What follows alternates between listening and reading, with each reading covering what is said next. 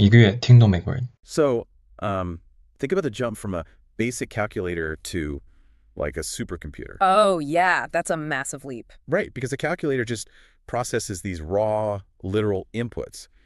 You punch in a number and, well, you get a result. While a supercomputer is out there, interpreting context and predicting human behavior. Exactly. It untangles all those hidden variables.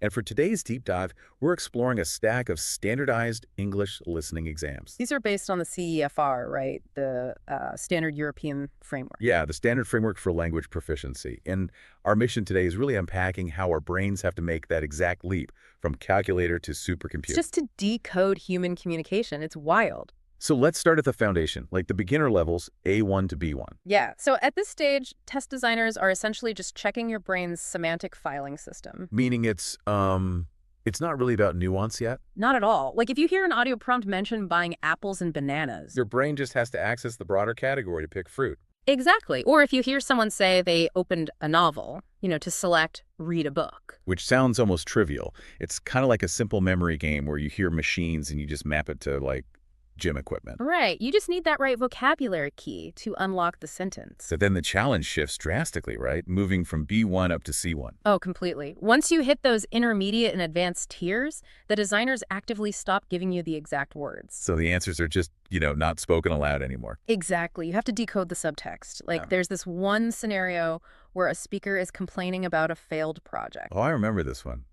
They say they were waiting for a yes from above. Right, and the correct answer has nothing to do with literal altitude. Or even, like, management structures, really. No, it's the inference that key decisions were made too late. Wow. Or take the business scenario from the sources. The speaker notes that marketing and timing only get customers through the door once. Yeah, so you have to eliminate those explicit words. To realize that product quality is what actually retains them. Exactly. You're reading between the lines. Wait, let's pause on the neighborhood decline scenario. Because I'll be honest, this actually tricked me. It tricks a lot of people, honestly. Yeah, because the audio heavily emphasizes rising crime and local shops closing. So your brain naturally latches on to the loudest symptoms. Right. My immediate thought was, well, obviously crime drove the businesses away. But the test marks that wrong. Because it subtly mentions that families started moving away first. That is the actual root cause. Oh, so without the families, the customer base vanished. Yep. Then the shops went under. And finally, those vacant storefronts attracted the crime.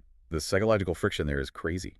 Your brain just wants to grab those high-impact words like crime. Which is why fluency here demands critical thinking. You have to understand human behavior and causality to extract the meaning. So you're no longer translating vocabulary, you're translating causality.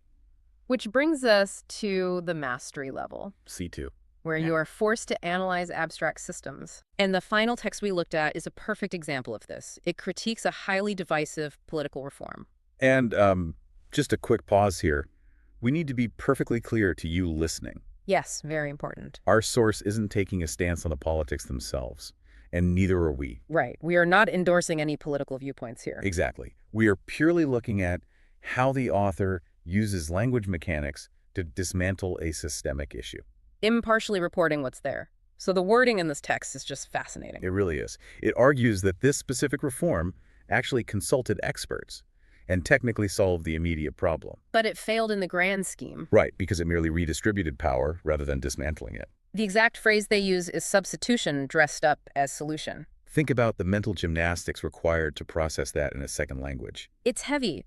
The speaker relies on these massive metaphorical idioms. Like flying under the radar. Trying to level the playing field. Right, to navigate these really complex conceptual arguments. At this highest level, test takers aren't even parsing grammar anymore. What are they parsing? Ideology and power structures.